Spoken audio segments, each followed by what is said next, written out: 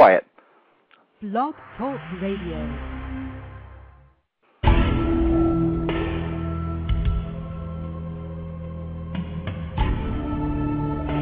You are now listening to True Murder, the most shocking killers in true crime history, and the authors that have written about them. Gacy, Bundy, Dahmer, The Night Stalker, BTK. Every week, another fascinating author talking about the most shocking and infamous killers in true crime history. True Murder, with your host, journalist and author, Dan Zupansky.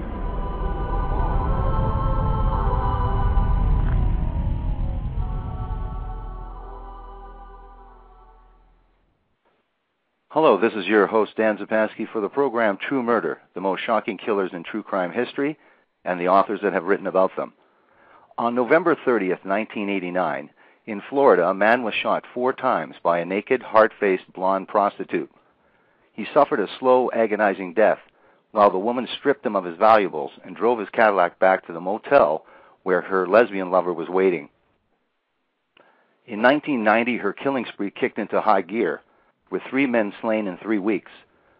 Of the 6 of 7 male victims whose bodies were found, some were nude, all had been robbed and shot dead. In January 1991, pawnshop records led to the arrest of Aileen Carol Wournos, a.k.a. Lee, an abusive alcoholic man-hater with a murderous hairtrigger temper.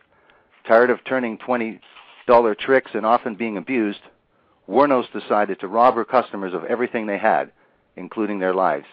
Her arrest and trial prompted a worldwide media frenzy and even an Academy Award-winning movie, Monster. In the end, Wournos received 6 separate death sentences. Lethal Intent is the definitive account of a killer who confounded the profiling experts, forever changing their concepts of the crimes of which a woman is capable. My guest today is journalist and author Sue Russell, discussing her true crime classic, Lethal Intent, the shocking true story of one of America's most notorious female serial killers. Welcome to the program, Sue Russell, and thank you for agreeing to this interview. Good morning, Dan. Thank you for having me on the show. Well, thank you very much. It's my pleasure, and I'm sure our audience is as well. I hope so. Oh, yeah, I'm sure. I'm certain. Now, first off, this is a question that always intrigues me, and I always ask it of all guests. You are... to give you a little bit of a background to our audience, you're an internationally syndicated journalist and author, a past editor of Woman Magazine, and a regular contributor to various British and U.S. publications. You've written about the beauty industry and co-authored Star Mothers, the mums behind the celebrities. Now, what was it about the Aileen Wournos case, because you've written about so many diverse cases, what was it about the Aileen Wournos case specifically that compelled you to write not only Lethal Intent, but also Damsel of Death, both about Aileen Wournos? What was it about Aileen Wournos and her case that interested you so much? Well, I'd written a lot of crime stories and features on related issues about crime, and I was dying to write a true crime book, no pun intended. And the minute I heard about Aileen, of course, my ears pricked up, because it was such an extraordinary case. It was such an amazing piece of news that was coming across the wires, this woman being arrested with all these casualties of her at the end of her .22 caliber gun, and it was in modern day times unprecedented, and she defied the definitions of a serial killer, as outlined by the FBI. So it just seemed crazy not to just immediately jump up and say, okay, this is the one. I have to write this book. I felt very much interested in women's violence. I'd written about women as victims of violence, and this was just too good to pass up in terms of being such a fascinating story, Dan. Right. Now, I'm a little bit confused. Maybe you can tell our audience. You wrote Damsel of Death and also Lethal Intent. Are they 2 separate books? Tell us I'm glad you asked that, because it does confuse people somewhat. What happened was I wrote Damsel of Death first for England and Australia, As you may be able to tell, I don't know if I have any of my accent left. I am a native Just a bit. Londoner. And so the book came out over there first, and due to various publishing industry hiccups, it didn't come out here until after 2000. What was it? 2002, I think. Right. And at that point, they put another title on it. It was exactly the same book, but I updated it with her 10 years on death row at the end. So Lethal Intent is definitely the one if anyone's interested in getting hold of the book, because it does go right up to, the point of her execution. Yeah, okay. That clarifies that. I was interested to know about that. Yes, it would seem unusual that you would write two separate books about the same thing. Right. Now, I understand that you've spent some 2 years researching the life of Aileen Wournos. It is a fascinating story just on its own. Let's go back. What was Aileen Wournos' early life like growing up in Troy, Michigan, just outside of the city of Detroit? Right. Just to clarify, I didn't spend 2 years researching it. I spent 2 years researching and writing it. I don't want people to think I'm the slowest person in the Western Hemisphere.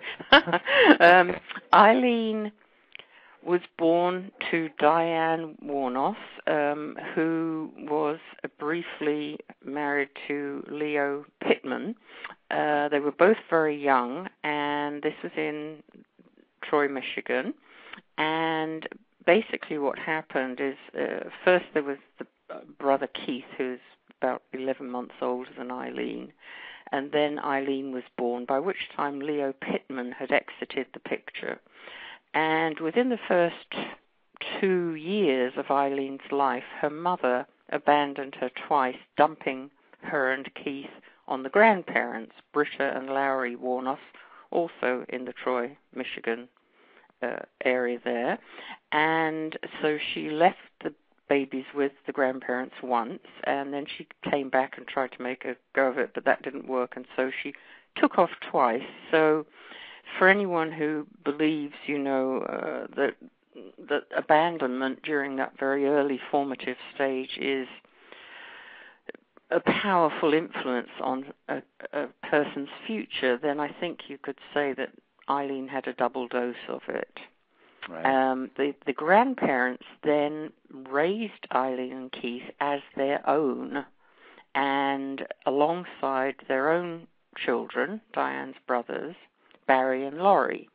So it was Barry and Laurie and Aileen and Keith, as if they were all siblings, although in fact Barry and Laurie were aunt and uncle to Aileen and Keith. I hope I'm making sense. Yes. Yeah.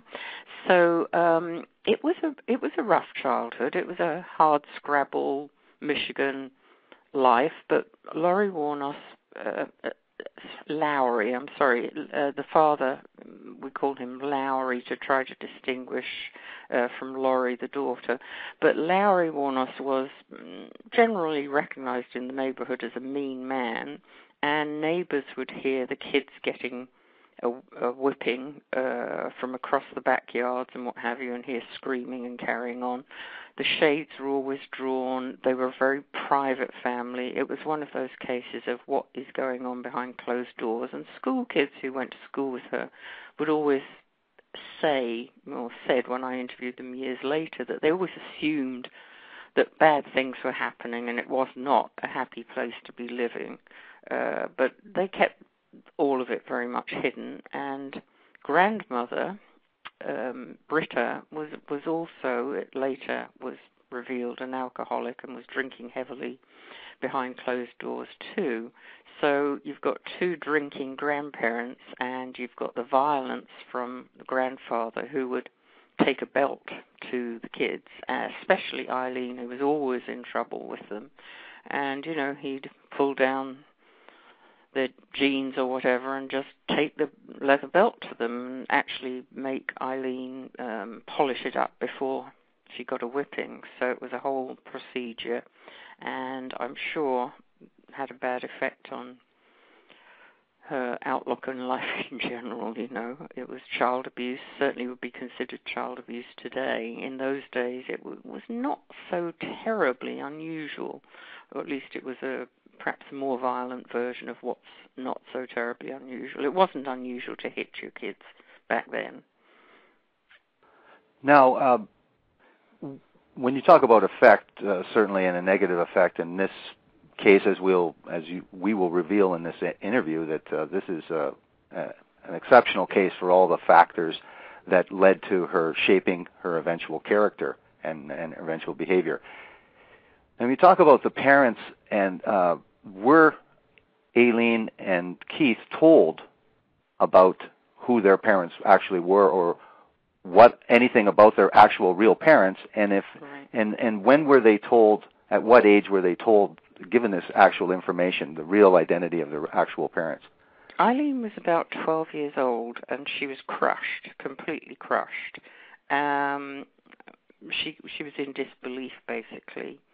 And what is so interesting to me, or was, initially so stunningly interesting to me, Dan, was that when I began looking into Leo Pittman's background, the birth father, not only was he a petty criminal and, stole cars and things like that, but when I eventually got his records from the FBI and learned about what he had done a bit later on, he had abducted a child into his car. He'd lurked outside a schoolyard, and he'd taken this little girl, I think she was maybe 7, and he'd driven her across state lines, and he had sexually abused her, and he then put her in the car, and he drove her back across and dropped her off outside the school. Now, because she'd gone across state lines, albeit marginally, it became a federal offense. And the father of Aileen also committed a capital crime. He, too, faced the death penalty, like his daughter, and they never met. And he didn't get the death penalty, and ultimately he hanged himself in prison. But I just find that so eerie and uncanny a coincidence, or maybe more than a coincidence, that their lives took these turns. And the child who was instrumental in the victim in putting Leo Pittman behind bars had to go into court to testify that this was the man who'd abducted and raped her. And when she was shown the fabric from the seat of his car, which was a distinctive check pattern, she broke out in hives in front of the whole courtroom, so everyone could see this immediate physical reaction she had just to seeing the car seat material from Leo Pittman's car. But Leo tried to play the system too, saying he was mentally ill, he spent time in the mental hospital, he spent time in the prison part. He tried to work the system, and he did in fact hang himself. Yeah, it's very interesting when you talk about the environmental, the effect of the environment on a future killer. This case is I would think, a textbook case in terms of what not to do and what not to do with a child. Yes, I mean, I always liken it to stacking up dominoes, standing them up on their end in a long row before they all begin to tip over, and they suddenly reach their tipping point. It was like everything that was a part of her life was a strike against her.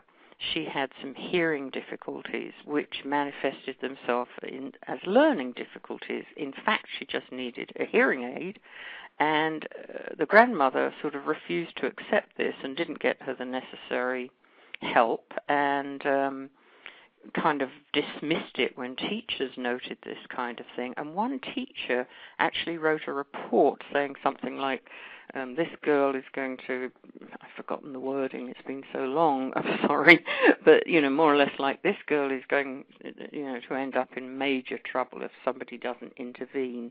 And of course nobody did, but eventually those dominoes all kind of cumulatively, the weight of them just tipped over, and it almost feels inevitable when you look at the fact she was taking money for sex when she was age 11 or 12. Boys who were in the neighborhood at that time, and who are now men, testified to me, well, didn't testify, but they told me in interviews that they'd had sex with her when she was 11. She had sex with her brother. She took money for sex. She would charge 35 cents or a packet of cigarettes. She was called the cigarette pig, the cigarette bandit. These kids had a fort, and they would have make-out sessions, and nobody wanted to kiss Aileen. You can imagine, the rejection and the pain that was building, and the rage that was building in this girl through adolescence. And she would use this money that she got from sex also to party with her friends. She so badly wanted friends, and she so badly wanted to build these friendships that she saw all around her, but that seemed to elude her. And so she'd throw parties and what have you. But the trouble was, she had, Dan, this explosive temper. And as I write about in Lethal Intent, basically she sabotaged every friendship she had because other kids were afraid of Aileen. She would have this extraordinary explosion from time to time, much to the embarrassment of sister/aunt Laurie, who really tried to stand up for Aileen, but at times it became impossible and unbearable. Barry was a bit older and was out of the house, so Laurie was more in the thick of it. But it was very tough because Aileen clearly longed for these connections, but just was unable to rein in these demons inside her long enough to sustain anything. What I found was interesting too, in continuum with just with her environment, you also, or at least she had said, and I don't know if this was corroborated. You can tell us who actually said this, and if there was any corroboration of this. It said that I think Aileen had said that her father said she was wicked, evil, worthless, should never have been born, and she was not worthy of the air that she breathed. Yeah. Was that proven that those kind of statements came from her adopted father? I think that was a mixture of what was told by close family friends, by Aileen herself. Laurie, the sister aunt, was a little reticent when it came to painting her father with this nasty, nasty brush that everybody else did. I think she was rather in denial, but she did admit that, yes, we got whippings, and yes, he did shout at Aileen and Keith. They were always in trouble. So it was a combination of people, including Aileen herself, who talked about this verbal abuse, which was ongoing for a long time, and obviously very destructive. You also talk about that Aileen Lee Wournos also developed a liking for drugs and alcohol. Yes. And how did this play into her eventual acceleration in her behavior getting worse eventually? Mm-hmm. What was the role of alcohol and drugs in that? Well, there were several elements running concurrently. She was getting into so much trouble. I mean, she got pregnant when she was 14 and went into a home and gave birth, and the baby was taken away from her when she was just past 15, 15th birthday. So we have the drinking and the drugs. We have her being essentially ostracized from then on by Lowry, who basically kicked her out of the house more than once. She did go back, but eventually she didn't go back. And she lived in cars, in campers, in people's driveways. She lived it rough. And needless to say, I'm quite certain that drugs and alcohol played quite a role in the road she then took, because she basically never really pursued any kind of jobs, or she lived rough. She prostituted herself, and I've always believed, Aileen always denied that she did drugs in the later part of her life, and certainly I know that when she was with her lover Tyria Moore, they would knock off a 48 pack cask of beer in an evening. But Aileen always denied the drugs. Now, the drugs were very prevalent during the teenage years, and unless someone actually actively goes into AA and says, I'm going to clean up my act, and gives up the drugs, living the life she did, the prostitution, the living on the streets, the homeless, the going from one place to another, I personally find it very hard to believe, and always did, that she didn't continue to do drugs. She had certain things that to her were not acceptable. She would admit to the drinking, and I believe she did the drugs and didn't admit to them, in much the same way that she had no problem admitting to having killed the men, but she had a problem saying she'd been sexually abused. In her mind, one was shameful, the other was not. And I think that the drugs were there. That would be my, it can only be a guess because she would never confirm it. But, people pay for sex with drugs, as you know, and she was living a very rough life for a very long time. Right. Now, you mentioned her lover, her lesbian lover, Tyra. Yes. And Tyra Moore. Maybe you can tell us a little bit about Tyra and the event that intersected these two people's lives forever, where they met, how they met, and how they became a couple. And tell us a little bit about Tyra Moore first.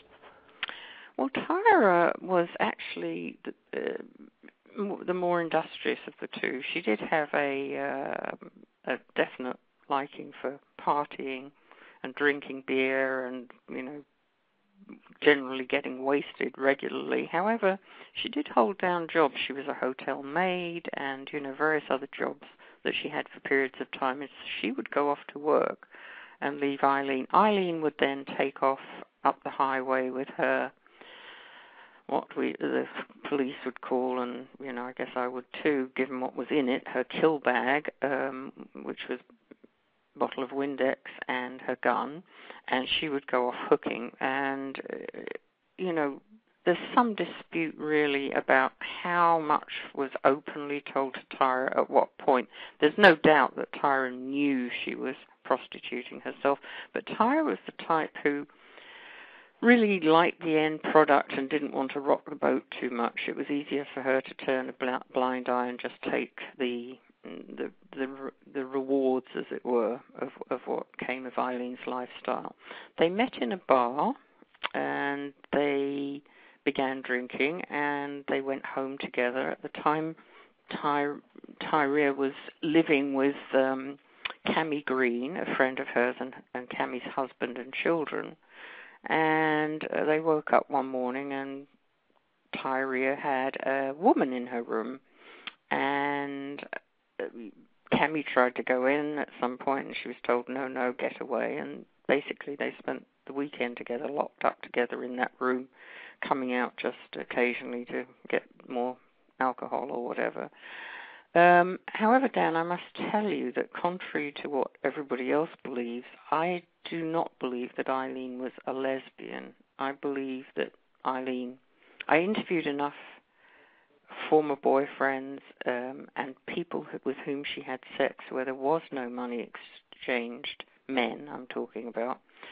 I believe with Aileen, Tyra, I call her Tyria, you call her Tyra. Many people call her Tyra.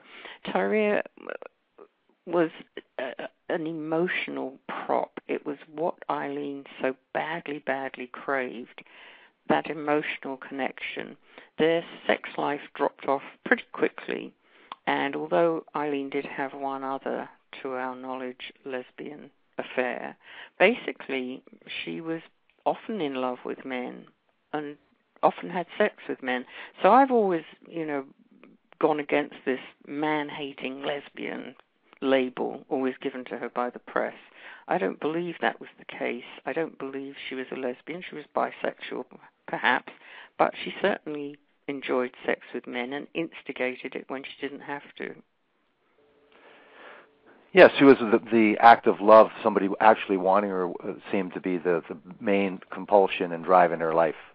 Yes. Regardless of who it was. Yes. Now, when they lived in a trailer together, Aileen put tin foil, aluminum foil, they call it in the States aluminium foil in England, at the windows of the trailer. And basically, she didn't want Tyria doing anything. She preferred her to be at home, waiting for her and available to her at all times. She was quite controlling in that regard, and she liked to keep very close tabs on her. And over writing the book and working a very complex, intricate timeline, I did eventually come to my own conclusion about what the FBI would call was the precipitating event that preceded each of these murders. And it was very closely tied into her borderline personality. And the best way I can describe borderline personality is with the title of a book on the condition, which is called I Hate You, Don't Leave Me, or something like that. But in other words, it's the dichotomy between the anger and the wanting someone to stay with you, but then also telling them that you hate them, and just black and white kind of behavior. Sure. So where was I going with all that, Dan? So I think she had this borderline personality disorder, and I do believe that a big part of borderline personality is a massive fear of abandonment. It's just like a life-ruling fear.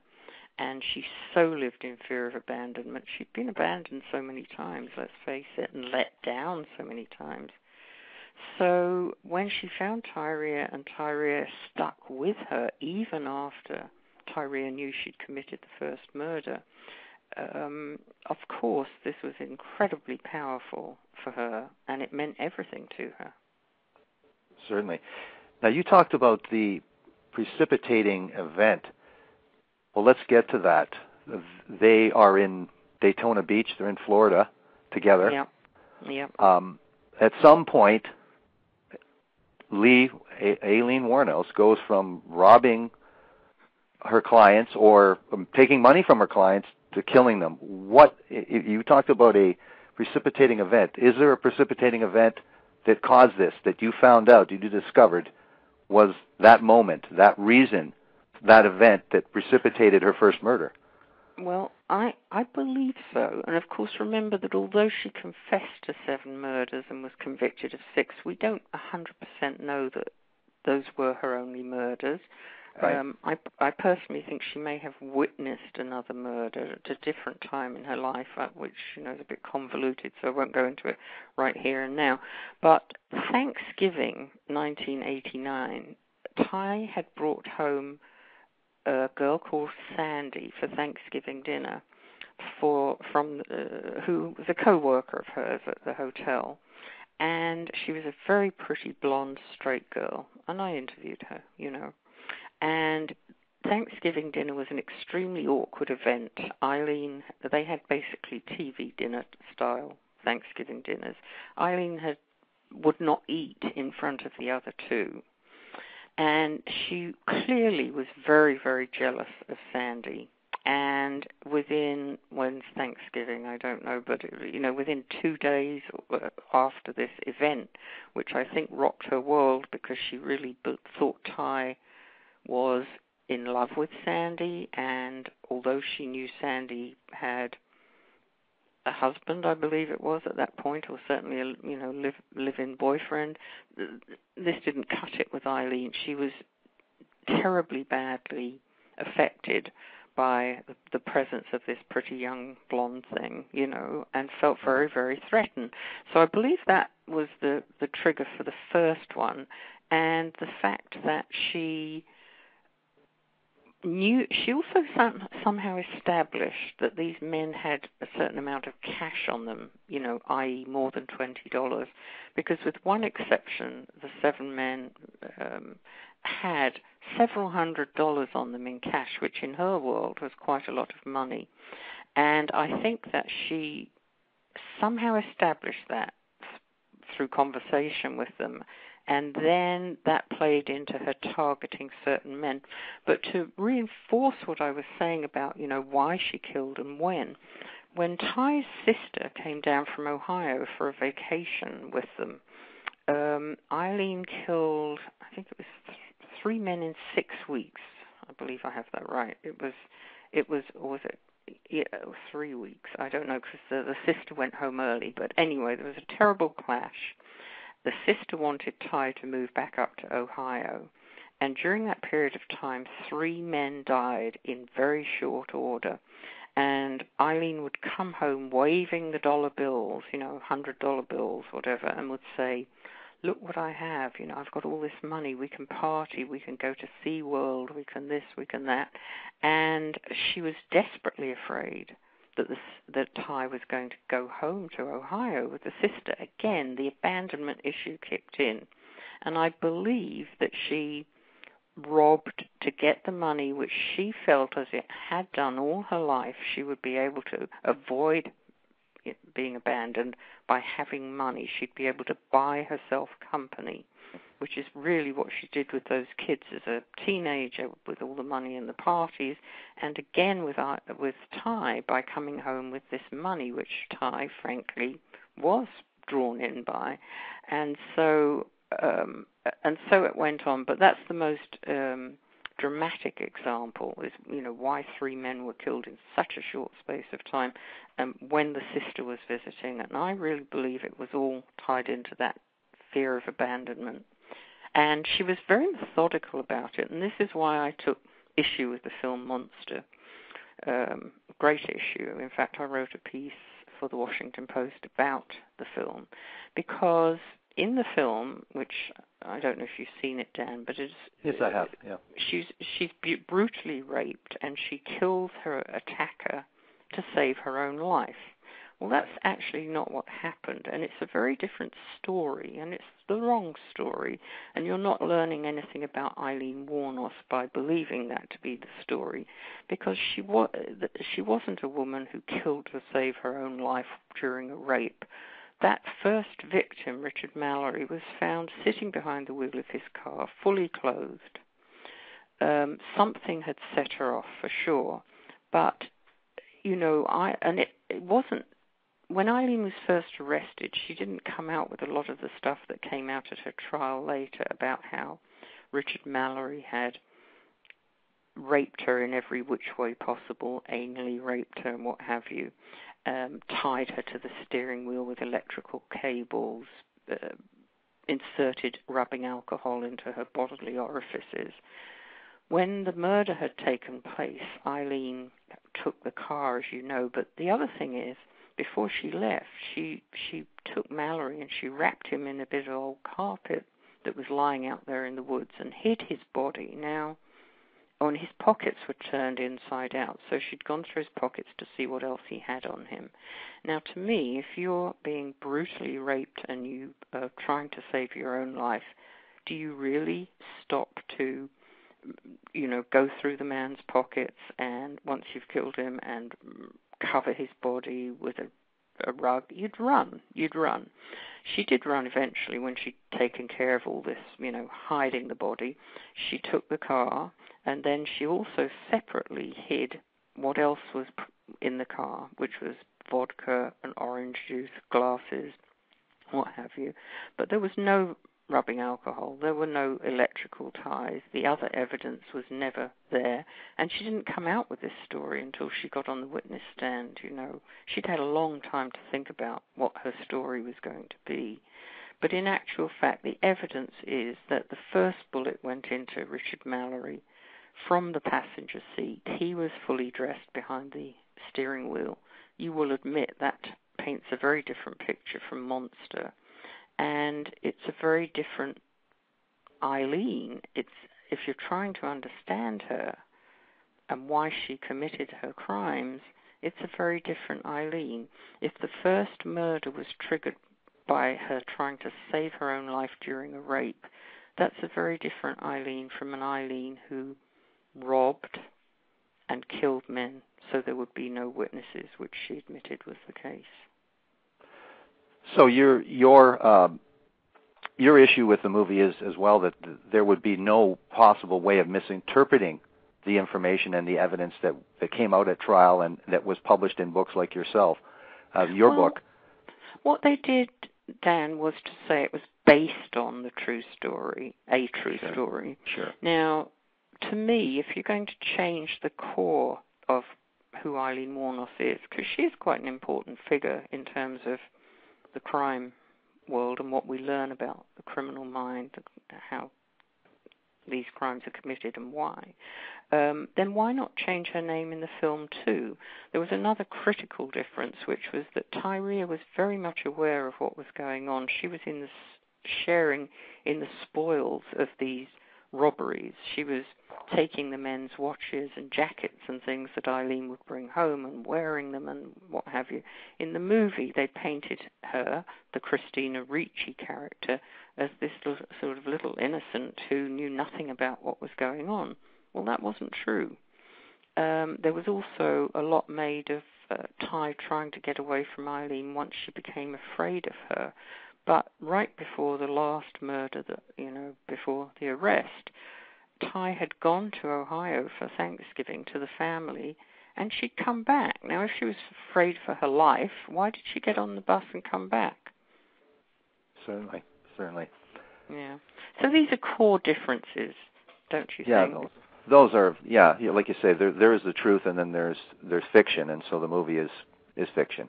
It's not alone, of course, in being based on a true story and then taking massive liberties with the real story. The trouble is the public at large, see the movie, and I've done it myself, God knows, many times, whether it was, a film about Nixon or Kennedy or whatever, you take it at its face value, and that's what many people have done with Aileen. But what has been the fallout from all this, Dan, is that the press, and by that I mean the newspapers from day one, began referring to her victims as her Johns and painting them as, rapists who brutalized her. Now, in actual fact, two men, I think, had clothing off, and that, of course, does indicate a sexual transaction. But we also know, because of men who testified and men I interviewed, that Aileen traveled with a photograph of children, and she would flag down cars and she would say, I need to get back to my motel. My children are there. They're hungry. I've got to get back. Can you give me a ride? And I think it's fair to say that some of these men actually were good Samaritans and gave her a ride, Sure. It's not fair to blanketly attack the victims. Imagine if the boot were on the other foot. Imagine if these victims were women killed by a male serial killer, and if the press were to, badmouth them. Without firm evidence to the contrary, I think we have to give the men the benefit of the doubt. Okay, if they were nude, yes, sex was happening. That much we can assume. But we know from other witnesses that she had this MO, and she'd get in the car and then she'd try to rob men. We have men who, kind of parked at a gas station to get gas, sent her in to buy some cigarettes or whatever, and drove off because they found her so scary. And those men survived the encounter, as most did, of course, but also testified to the fact that she'd scared the living bejesus out of them, and that's what she'd done. She'd asked for a ride to get back to her children. So you imagine the pain of these families. Not only is their loved one murdered, assuming that probably, at least 3 or 4 of the 7 were nice guys, but he's labeled as a sort of rapist monster. Yeah. I find it incredible, too. I agree with you, because I've seen the same thing where a fair amount of information concerning the victims comes from the only last living witness, which is the killer. It's in herself interest to demonize the victim And so, like you say, the family gets to hear an account of their loved one, which is based on, the self-interest of the killer trying to demonize the victim to their own benefit. And then the media, again, is irresponsible, I think, or ignorant, or a combination of both, putting too much credence in a defense lawyer's assertions, which, again, come from the killer themselves. I think that they're inexperienced. Otherwise, they wouldn't put that much credence to what a defense lawyer says on behalf of their client. Well, as you know, and I mean, we're all guilty of this to some extent as journalists, you look up what's been printed before, and you're in a rush, you're on a deadline, and things get repeated. But these men became her Johns, and that was a shorthand way of saying something that would fit in a very brief number of words, which is often a challenge as a journalist. But I think that it would be more accurate to say the men who picked her up as a hitchhiker. The other thing is that you don't very often read about the fact that she went out with this bottle of Windex and the gun in the bag every day. Now, okay, I can see the gun, self-protection, but why would you carry Windex? Now, the cars were wiped clean of fingerprints. This was not a sudden thing out of the blue. There was some pre-planning here. Sure. And self-protection on her part, but not against the men, against being identified.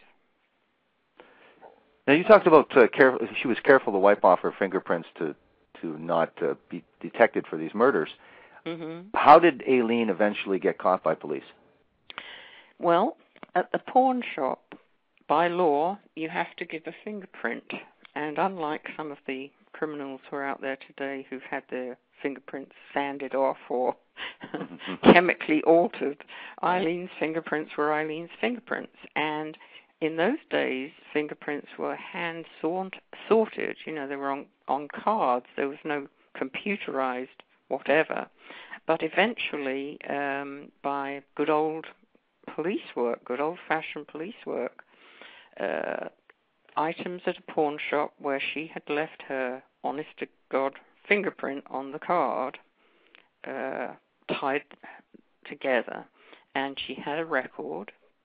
She had a criminal record, and so once that fingerprint was found with the pawned items that tied with missing items from the men who died, then the gig was up. And at that point, the police went after Tyria because they felt she was the less culpable. They had no real evidence that Tyria was present at any of the murders. She had alibis for a couple of the days, for example.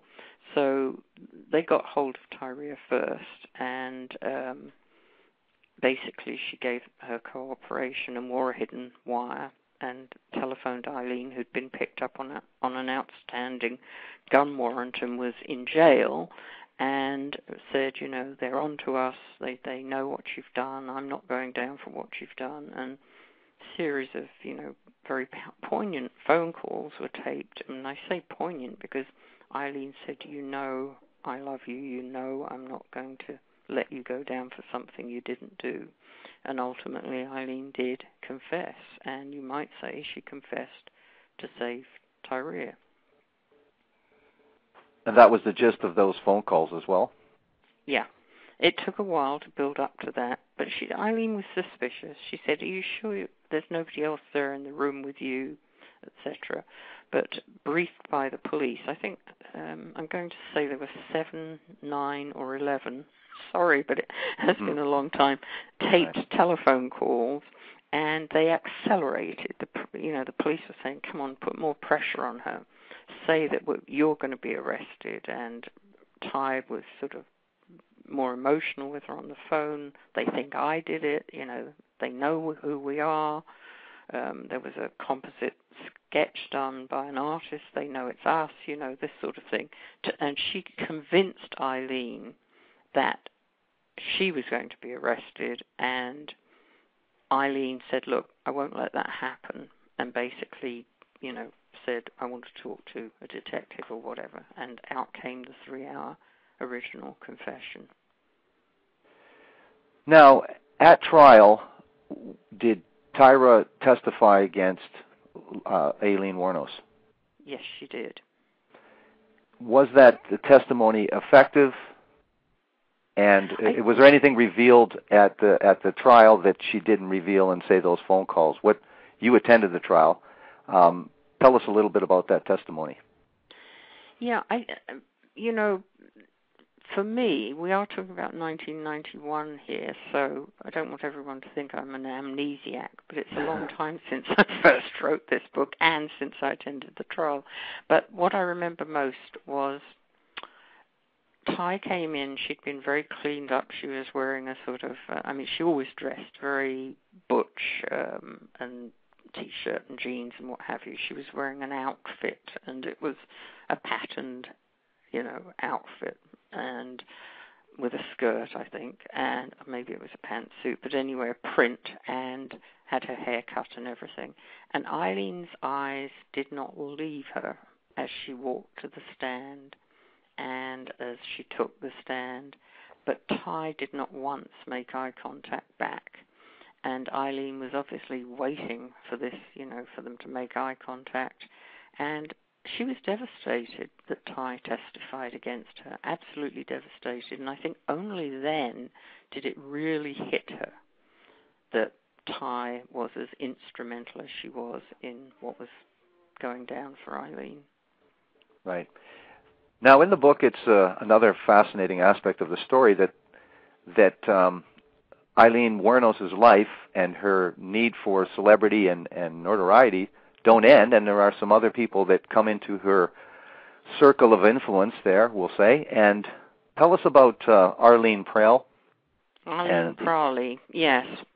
Arlene Prawley is a Christian woman who claimed that she saw Aileen on television and felt this calling, looked into her eyes and knew that she was innocent and felt this calling to go and see her. And eventually, in order to facilitate the visits, she did adopt Aileen. Arlene adopted Aileen because that gave her more access to her in jail. So there was this adoption, and for a time they were incredibly close, but by the time Aileen was executed, I rang Arlene Prawley, who by then was no longer living in Florida and was living on an island somewhere. And I rang her, and she didn't know about the execution. I sort of broke that news to her. She had not even heard. But that's how their relationship was at that point. They were no longer talking. Now, another figure is a Jacqueline Garreau. Maybe you can tell us who she was and what her position was in this big story. Jackie Giroux is a film producer, and actually I'd known her. I lived in Hollywood, and I'd known Jackie for a long time, casually, Okay. And Jackie, it's a bit of a convoluted story, but she had a house guest who was a friend of her, both of us. And I rang the house that day and asked to speak to the house guest, and she said, "Sue, it's me, And I said, "What are you doing?" And she said, "Well, I'm going to make a movie about this woman, Aileen Wournos. And so why don't you write a book about her?" And so that's really how that came about. So Jackie Giroux was hot on the trail of this from the minute of the arrest, flew to Florida and signed up movie rights with Aileen through a lawyer. And, of course, it then all got much more complicated. And, basically Aileen was very much wanting money. She always wanted money. It's funny, this morning I read on Pointer that ABC News, I believe it's ABC News, I can check while we're talking, had paid $200,000 to the Casey Anthony family for video and pictures. Right. Well, similarly, news organizations were paying Aileen money, $10,000 here, $10,000 there. It wasn't the big bucks that ABC paid to the Casey Anthony family, but she was getting this money, and she lorded it over her team outside the prison. Basically said, "Okay, this much goes to this one and this much goes to that one, and she exercised control from behind bars over these people. And Arlene Crowley was, was top of the list, because of course Aileen couldn't receive the money herself, or at least only a limited amount for her tuck shop purchases or whatever they're allowed in the prison account. Did Jackie Giroux end up making the movie? Jackie Giroux did make a movie, but she had a lot of troubles with it because, first of all, while I was writing the book, CBS rushed out a TV movie starring Jean Smart, which was as inaccurate as you could wish in terms of painting Tyria again as unaware of the crimes and, what have you. And then, of course, along came Monster, and you'd have to ask Jackie Giroux herself about her movie journey, but it was quite a journey, and there were all kinds of ins and outs with people trying to stop her make the movie, and then there were issues of 3 police officers having an agreement with CBS where they would cooperate in the making of that first movie. And although ultimately it was not proven that they had taken money, and this was pre-trial, by the way, so this was pretty bad stuff. Right. I do have a copy of the draft letter of the agreement that the police officers were supposedly going to sign from that time, but it does not bear signatures, and I do believe that they backed out, but at the time they were being offered quite a chunk of change. And then there was somebody running around trying to sell transcripts of the confession, the 3-hour confession, before that was made, put in the public domain and was accessible to journalists like myself, and asking $10,000 for that. So it was a zoo, Dan. It was a zoo. It's the kind of zoo that we now see more commonly, with cases like Casey Anthony. But back then, it was a sort of standout zoo, if you will. And her greed for the money essentially, cut off my contact with her because I wasn't going to pay her. And, people like the news organizations and Montel Williams ended up getting much more access to her, and Nick Broomfield, the documentarian, because they did pay money. I saw a program concerning Lee Wournos on American Justice, and I thought it was a fair program. It's a very reputable program as well. Not as well, but it is a reputable program, I should say. Right. And they do handle the cases in a very respectful and truthful way, I find so. Yes. Now, you said that she was ultimately sentenced to 6 death sentences. Was she executed? When was she executed? Yes, she was executed. She was indeed, and totally coincidentally, within a month or so of my book coming out in America, and that was just looking to see if I could find the date here. But anyway, it was 2002. It was the fall of 2002, and she was executed, and the last high-profile woman to have been executed, and I don't think any woman's been executed in Florida since Aileen, but I would have to check that. Ultimately, she gave up her appeals. She wanted to die. She wanted to go and be with God, and she had at the time a lawyer, Stephen Glazer, who honored and respected that wish of hers, which caused outrage in the legal community, who believed that, if a client says they want to die, you certainly don't help them on their way, right. Perhaps. I talked to Aileen very briefly the night before she got her first death sentence by telephone, and we spoke, and it was very apparent to me that she expected to get off. There wasn't a corner of her mind that thought she was going to be found guilty. She, cried on the witness stand. She told this horror story, but it didn't match the evidence, and of course she was found guilty. She was devastated, Dan. She was doubtless in a state of depression. She then got 3 more death sentences, which were, she pled out, basically. And right. So therefore there were sentencing hearings, and I attended those as well. And so she basically sort of caved in and said, look, okay, I did it. She didn't even fight. There wasn't another trial after the first trial. It was a no contest issue. And she did reach a point when she just wanted to give up the appeals. She had disintegrated emotionally. She was never the most stable person, as we've said.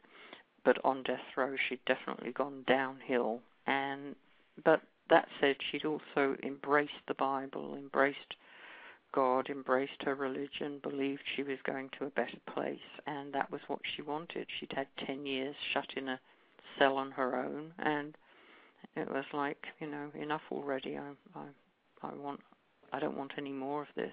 And so at that point, she dropped her appeals, and there were various hearings in front of judges to be sure that that was what she wanted, and eventually all was cleared and nothing further stood in the way of her execution, and it went ahead. Now, do you think, you talk in your book extensively about the psychopathic mind of the serial killers that crave celebrity. They want the notoriety above almost anything else. Mm-hmm.